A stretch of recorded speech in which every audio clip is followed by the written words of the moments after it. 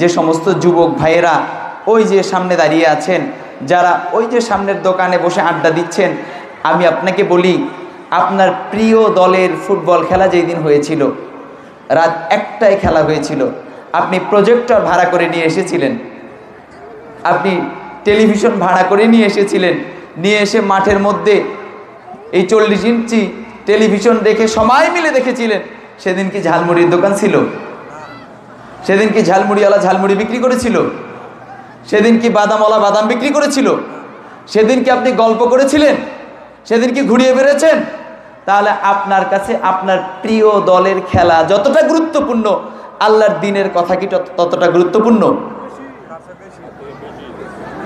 যদি বেশি হতো তাহলে সবাই তো এখানে আসতাম, কি আসতাম না? কিন্তু কম গুরুত্বপূর্ণ বিধায় অধিকাংশ মানুষ বাইরে ঘোরাফেরা করছে। যদি বেশি গুরুত্বপূর্ণ হতো তাহলে এই সামিয়ানার নিচে জায়গা দেওয়া সম্ভব হতো না? সম্ভব হতো। অথচ আল্লাহ রাব্বুল আলামিন জান্নাতীদের ক্রাইটেরিয়া বলতে গিয়ে, গুণাগুণ বলতে গিয়ে বলছেন, ফাদখুলি ফি ইবাদি ওয়াদখুলিল জান্নাত। তোমরা আমার ইবাদতকারী বান্দাদের শামিল হয়ে যাও আর জান্নাতে প্রবেশ করো। তাহলে যারা মাঠে ঘোরাঘুরি করছে তারা কি ইবাদতকারী, নাকি যারা এখানে বসে আছে তারা ইবাদতকারী?